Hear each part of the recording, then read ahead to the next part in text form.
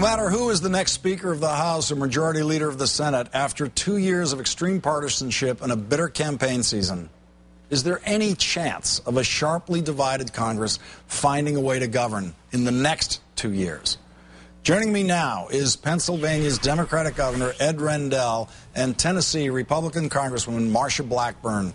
Congresswoman Blackburn, I assume you're betting on a Republican-controlled House of Representatives? I can tell you that I'm working hard to make certain that we have that. And, of course, tomorrow, being Election Day, we're going to be working through the period of time when the polls close. 7 p.m. tomorrow night. It's going to be a full day, and we're hoping for victory. We sure would like to take that majority. Governor Rendell, assuming, as the majority conventional wisdom at the time seems to indicate, the Republicans take the House, they don't take the Senate, thanks to Christine O'Donnell and other candidates that the Republicans have been wise enough to nominate. What would you recommend to the White House as an approach to dealing with that kind of Congress? Well, I think the White House has to set the tone, and I think the president will.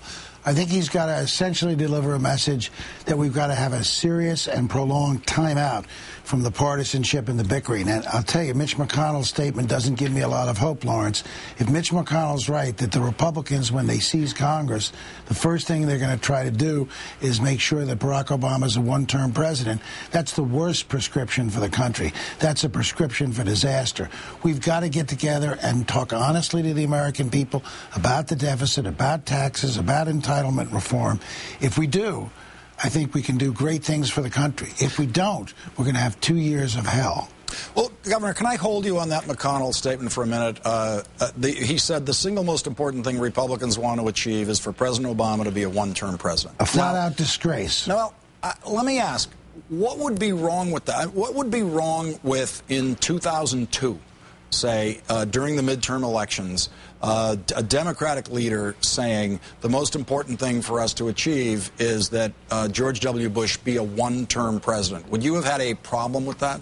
Sure, because we were at war and there were important issues facing the country. We're facing the worst economic time since the Great Depression. We're fighting 2 wars. We've got an exploding deficit. Good Lord, Senator, don't you think that's more important than politics?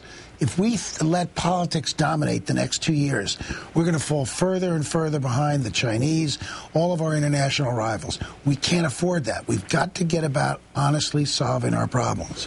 Marsha Blackburn, what do you think is the most likely thing that a Republican-led Congress would be willing to work with the president on and compromise with the president on?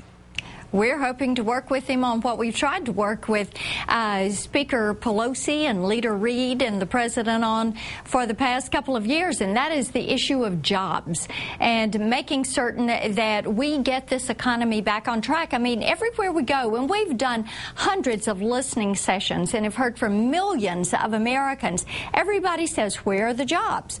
What is happening with this? The stimulus, the omnibus, the TARP, all of these things, the bailout. They haven't worked. It's all about the jobs and the economy.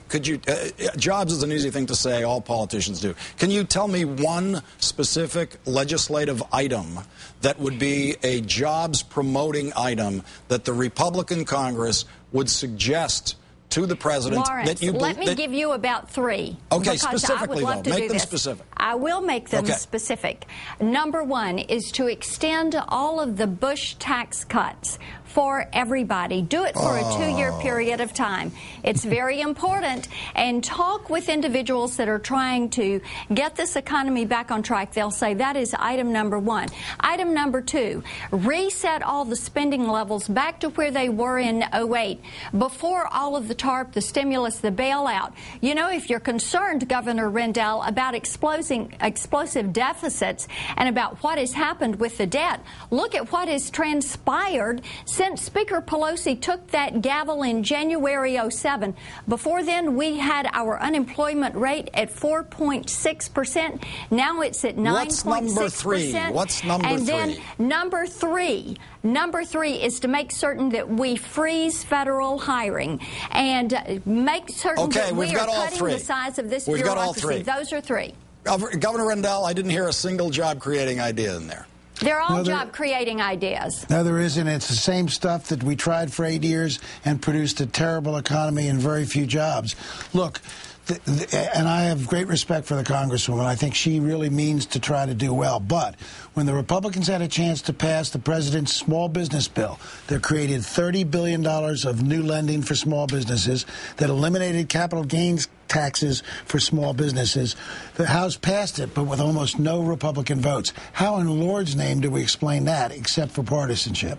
Governor Rendell, the first order of business coming back is going to be what happens to the Bush tax brackets going into next year. If the Republicans come back strong after this election, should President Obama consider a compromise with the Republicans on those top tax brackets? The president's in favor of extending the Bush brackets for everyone except the top tax brackets, but should he be considering a compromise with Republicans after this election? No question, because we can't have gridlock and we can't let the middle tax cuts expire.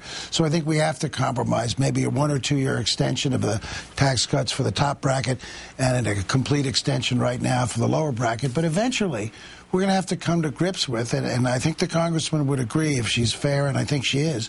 We're going to have to do something about the tax cuts, because if you extend these tax cuts out for 10 years, Lawrence, as you know, it's a $4 trillion price tag. Let's cut spending. That is much more. Wait, let's that cut is, spending. Marcia, Let's do across-the-board spending please cuts. Let me finish. Marcia, you know that that's 10 times what we can achieve by cutting discretionary domestic spending. Quickly, Governor, can we make a deal? Can we make a deal tonight on a temporary extension of the top brackets for the Bush brackets? Let's do this. Let's do even better.